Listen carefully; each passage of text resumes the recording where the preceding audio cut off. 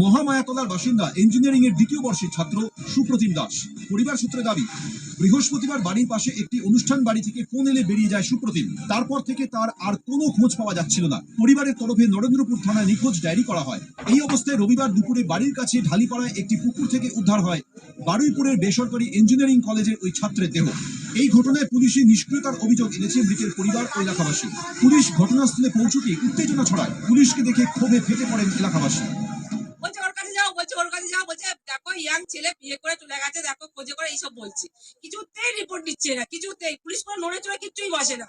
এরা পুলিশ থাকার দরকারই নেই। কি দরকার, মানে প্রশাসন থাকার কি দরকার? পুলিশ একদম কোনো কাজ করে, কোনো কাজে। মৃতদেহ নিয়ে যেতে পুলিশকে বাধা দেওয়া হয়। স্থানীয়দের ক্ষোভের মুখে কোনো রকমে দেহ উদ্ধার করে ময়না তদন্তের জন্য পাঠায় পুলিশ। করা উচিত ছিল, যুদ্ধ না করা উচিত ছিল। এই করা যায়, আইন রক্ষককে এরকম করা যায়, আজকে আদৌ করা যায় এরকম? উচিত ছিল না, কিন্তু আজকে করতে হতো, বাধ্য। ওরা এরকমই করেছে। আজকে যদি ওরা প্রথম দিন থেকে তদন্ত করতো, আজকে এই ঘটনাটা ঘটতো না। কি করে মৃত্যু হলো এই পরিবারের মধ্যেই অবশ্য এ নিয়ে ধরা পড়েছে ভিন্ন সুর। কম্পিউটার না কিনে দেওয়ায় অভিমানী ছিল ছেলে, দাবি মৃতের মায়ের। ছাত্রকে খুনের অভিযোগ মৃত ছাত্রের মামার।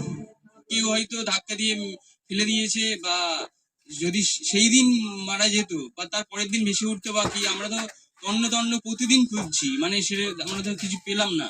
3-4 দিন পরে হঠাৎ করে এরকম বডি পেলাম কেন? এটা খুন, পরিকল্পিতভাবে খুন। আমার বাবাটা খেতে খেতে উঠে আসলো। আমার বাবাটা কত ভালোবাসতো। বাবাটা খেতে খেতে উঠে আসলো গো। পুলিশ সূত্রে খবর, মৃতের শরীরে আঘাতের কোনো চিহ্ন মেলেনি। কিভাবে ওই ইঞ্জিনিয়ারিং ছাত্রের মৃত্যু হলো তা খতিয়ে দেখা হচ্ছে। আবির দত্ত ও রঞ্জিত হালদার, এবিপি আনন্দ, দক্ষিণ 24 পরগনা। কিছুদিন আগে মালদার ঘটনা, গতকাল কামারহাটির ঘটনা, আর আজ নরেন্দ্রপুরের ঘটনা।